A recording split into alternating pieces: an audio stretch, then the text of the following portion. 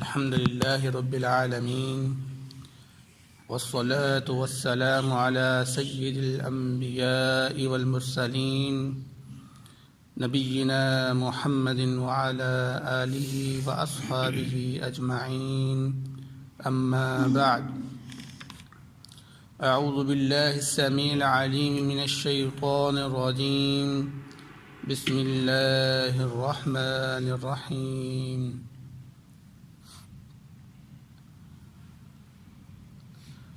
وما كان المؤمنون لينفروا كافة اور نہیں ہے مومنوں کے لیے یہ کہ وہ سب کے سب نکلیں فلولا نفر من كل فرقة منهم طائفة پس کیوں نہیں نکلتے ہر ایک فرقے میں سے ایک طائفہ لیتفقهوا فی الدین تاکہ وہ دین میں سمجھ حاصل کریں وَلِيُنذِرُوا قَوْمَهُمْ اور اپنی قوم کو وہ ڈرائیں اِذَا رَجَعُوا إِلَيْهِمْ جب وہ ان کی طرف لوٹیں لَعَلَّهُمْ يَحْذَرُونَ شاید کہ وہ بچ جائیں۔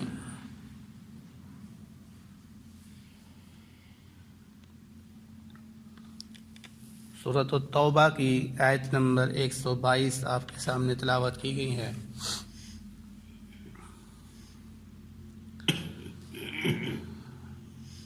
اس آیت سے پہلے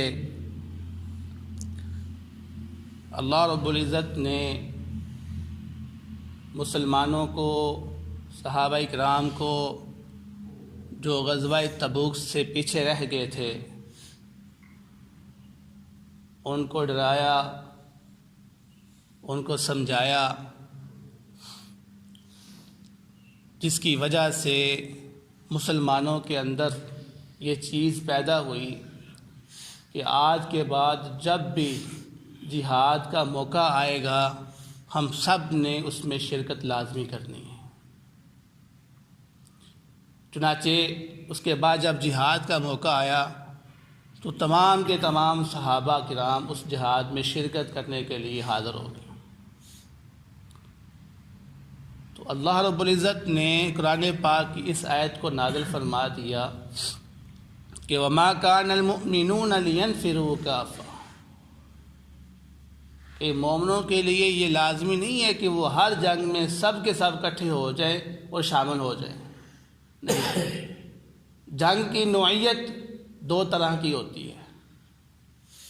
ایک وہ جنگ ہوتی ہے جس میں قوم کے ہر فرد کا اس میں شامل ہونا لازمی ہوتا ہے، جس کو ہم فرض عین کہتے ہیں، جیسا کہ غزوہ تبوک کے موقع پر نبی کریم صلی اللہ علیہ وسلم نے تمام صحابہ سے فرمایا تھا کہ ہر شخص اپنے گھر سے نکلے اور اس جنگ میں شامل ہو، کیونکہ غزوہ تبوک وہ غزوہ تھا جس کو اللہ کے نبی صلی اللہ علیہ وسلم نے فرض عین قرار دیا تھا۔ اور اس سے پہلے جتنے بھی غزوات ہوتے رہے وہ فرض کفایہ کی شکل میں تھے، جس میں نبی کریم صلی اللہ علیہ وسلم کو چند افراد کی ضرورت تھی، جتنے افراد کی ضرورت ہوتی اتنے وہ پورے کر لیتے، باقیوں کے کہتے کہ آپ اپنے گھر میں بیٹھے رہیں۔ تو یہ لازمی نہیں ہے کہ ہر جنگ میں تمام کے تمام لوگوں کا شامل ہونا لازمی ہے، اس لیے ایک گروہ وہ جہاد پہ نکلے اور دوسرا گروہ وہ گھر میں بیٹھے اور اپنے شہر کی حفاظت کرے، یا وہ لوگ جو جہاد پہ گئے ہیں ان کے گھر والوں کی حفاظت کریں۔ یہاں پر یہی بیان فرمایا جا رہا ہے کہ وَمَا كَانَ الْمُؤْمِنُونَ لِيَنْفِرُوا كَافَّةً مومنوں کے لیے نہیں ہے جائز کہ سارے کے سارے جہاد پہ نکل جائیں۔ فَلَوْلَا نَفَرَ مِن كُلِّ فِرْقَةٍ مِّنْهُمْ طَائِفَةٌ چاہیے کہ ان میں سے ایک گروہ جو ان سے نہ وہ نکلے لِيَتَفَقَّهُوا فِي الدِّينِ تاکہ وہ دین کے اندر سمجھ حاصل کریں۔ اب دین کا یہاں پر جو معنی عام طور پر ہمارے سمجھا جاتا ہے وہ یہ ہے کہ احکام و مسائل کے اندر سمجھ بوجھ حاصل کرنا، فہم حاصل کرنا، لیکن جہاد بھی دین کا حصہ ہے، جہاد بھی دین کا حصہ ہے، تو جہاد کو بھی سمجھنے کی ضرورت ہے۔ اب جہاد میں کیا سمجھنا ہے؟ جہاد میں یہ سمجھنا ہے کہ جنگ کس طرح لڑی جاتی ہے، جہاد میں کس طرح سے کامیابی حاصل کی جاتی ہے، کس طرح سے اٹیک کیا جاتا ہے، کس طرح کسی کو قیدی بنایا جاتا ہے، کس طرح کسی کو قتل کیا جاتا ہے، کس طرح کسی کو ہرایا جاتا ہے، یہ سارا سمجھ بوجھ سے تعلق رکھتا ہے۔ اس میں صرف طاقت نہیں چلتی، جنگ میں صرف طاقت نہیں چلتی کہ ایک بندہ کہتا ہے میں بڑا طاقتور ہوں، میں جو ہے نا وہ جیت جاتا ہوں، نہیں نہیں نہیں۔ بہت سارے بندے ایسے دیکھے ہیں جو طاقتور ہوتے ہیں لیکن ہار جاتے ہیں۔ کیوں؟ کیونکہ وہ سمجھ سے کام نہیں لیتے۔ تو جنگ ایک دھوکہ ہے، دشمن کو دھوکہ دے کے آپ نے ہرانا ہے، اس کو گرانا ہے، اس کو قتل کرنا ہے۔ اس کے لیے سمجھ کی ضرورت ہے، اس لیے فرمایا یہ تفقہوا فی الدین، تاکہ تم سمجھو اس کو۔ جنگ میں جب شامل ہوگے تو آپ سمجھو کہ جنگ کس طرح لڑی جاتی ہے، اور جب تک آپ جنگ میں شامل نہیں ہوگے، جتنا مرضی آپ پڑھ لیں، جتنا مرضی آپ سن لیں، آپ کو وہ تجربہ حاصل نہیں ہوگا جو آپ وہاں پر شامل ہو کے حاصل کریں گے۔ اس لیے فرمایا لیتفقہوا فی الدین کہ اس کے اندر سمجھ حاصل کرو، وَلِيُنذِرُوا قَوْمَهُمْ إِذَا رَجَعُوا إِلَيْهِمْ، اور پھر آ کر واپس اپنی قوم کو ڈراؤ۔ یہ جنگ کرنا آسان نہیں ہے، اس کے لیے ٹریننگ کرنی پڑتی ہے، اس کے لیے کوشش کرنی پڑتی ہے، اس کے لیے تیاری کرو پہلے سے۔ تم ایسے ہاتھ پہ ہاتھ رکھ کر بیٹھے نہیں رہو۔ جنگ میں یہ بھی ہوتا ہے، جنگ میں یہ بھی ہوتا ہے، وہ قوم آ کر، وہ گروہ آ کے سمجھائے ان گروہ کو جو بھی جہاد میں شامل نہیں ہوا، لعلہم یحذرون، تاکہ وہ بچ جائیں۔ یہ نہ ہو بغیر ٹریننگ کے، بغیر تکنیک کے، بغیر سمجھ کے وہ جنگ میں شامل ہو جائیں اور وہاں پر جا کر آرام سے قتل ہو جائیں، شہید ہو جائیں۔ نہیں نہیں نہیں، کیونکہ دین کا اصل جو مقصد ہے وہ دین کا غلبہ ہے، صرف لڑنا مقصد نہیں ہے۔ جہاد کا اصل مقصد دین کو غالب کرنا ہے، جنگ لڑنا نہیں ہے۔ تو اصل مقصد کو ہم نے سامنے رکھنا ہے کہ ہم نے اپنے دین کو غالب کرنا ہے، اور اس دین کو غالب کرنے کے لیے ہماری ساری کی ساری کوشش ہونا چاہیے۔ بعض مفسرین نے اس آیت کا ایک دوسرا مفہوم بھی بیان کیا ہے، اور وہ یہ ہے کہ اس آیت سے مراد دین کی تعلیم دینا ہے، علم حاصل کرنا ہے، اور اللہ رب العزت اس آیت کے اندر علم حاصل کرنے کی ترغیب دے رہا ہے، اس کی اہمیت کو بیان کر رہے ہیں۔ جیسا کہ پیچھے گزرا کہ الاعراب اشد کفرا ونفاقا، اس بدوی جو لوگ ہیں وہ کفر اور نفاق کے اندر زیادہ سخت ہوتے ہیں۔ تو ان کا سخت ہونا، اس کا سبب کیا تھا؟ مفسرین بیان کرتے ہیں کہ ان کا جو سخت ہونا ہے، اس کا سب سے بڑا جو سبب تھا وہ یہ تھا کہ ان کے پاس علم نہیں تھا، علم سے دوری تھی، جہالت تھی۔ جہالت کی بنیاد پر ان کے نفس، ان کی طبیعت سخت ہوئی تھی۔ تو وہ کیونکہ اب مدینہ سے دور رہتے تھے، نبی کریم صلی اللہ علیہ وسلم سے کی صحبت سے فیض حاصل نہیں ہوا ان کو، اس لیے ان کی طبیعت سخت تھی۔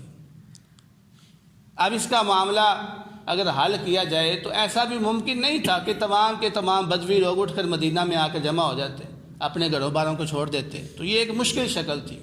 تو اللہ رب العزت نے ان لوگوں کے لیے ایک طریقہ اختیار کیا، ایک راستہ نکالا، اور وہ راستہ کیا تھا کہ ان بدیوں میں سے ایک جماعت، چند لوگ نکلیں اور نبی کریم صلی اللہ علیہ وسلم کی صحبت کو اختیار کریں، علم حاصل کریں، لیتفقہوا فی الدین، دین کے اندر فہم حاصل کریں۔